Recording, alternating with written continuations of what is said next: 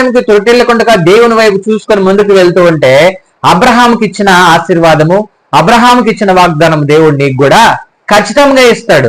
ఆయన అబ్రహాముని దీవించిన దేవుడు నిన్ను నన్ను కూడా ఆశీర్వదిస్తాడు.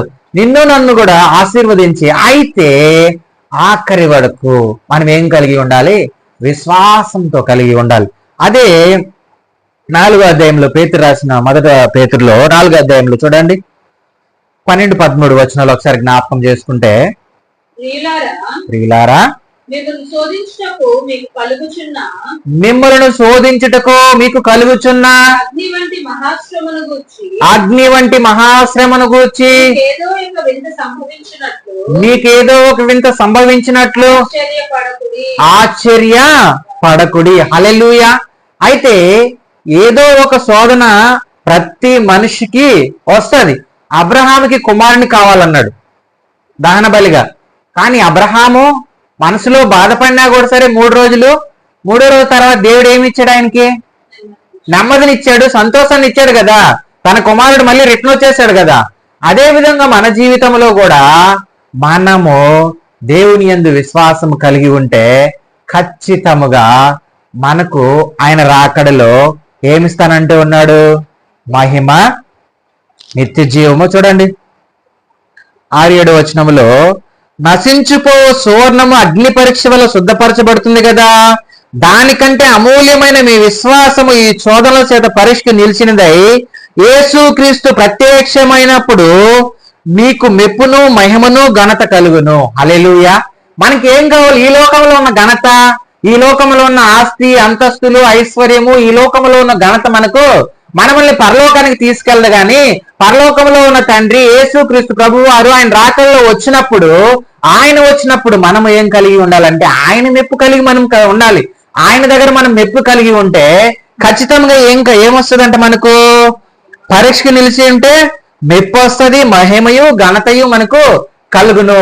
ఆయన దగ్గర నుంచి పొందుకుంటే మనము ఈ లోకంలో ఎవడు మన దగ్గర నుంచి తీసుకోలేడు. హల్లెలూయా.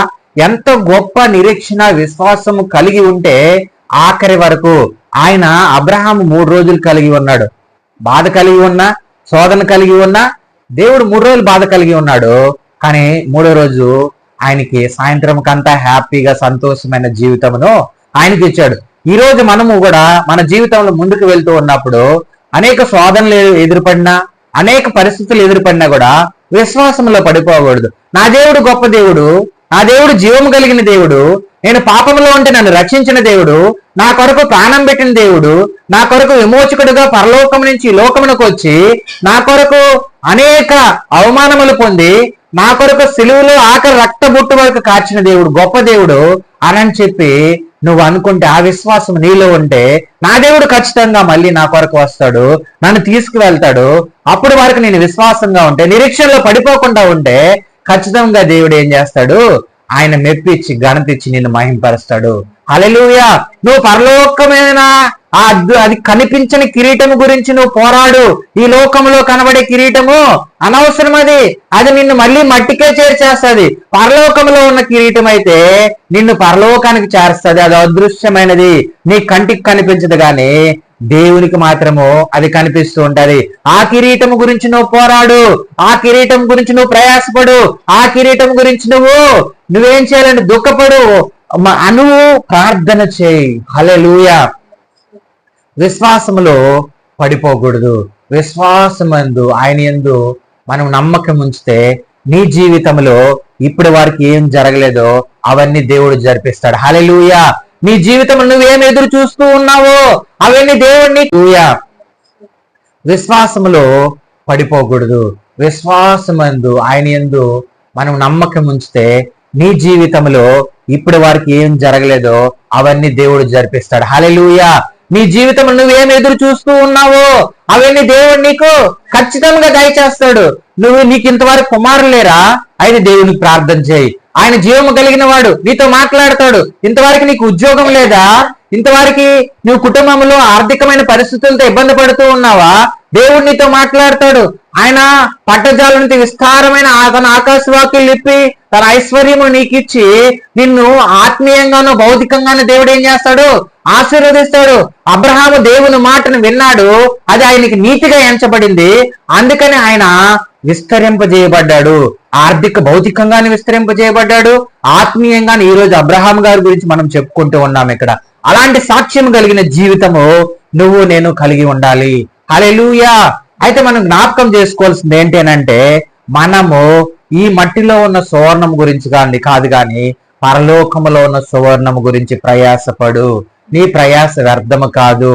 ఈ భూమి పైన నువ్వు ఎంత ప్రయాసపడినా అది దేవుని కొరకే ప్రయాసపడు. దేవుని మహింపరచు, దేవుని స్తుతించు, దేవుని గణపరచు.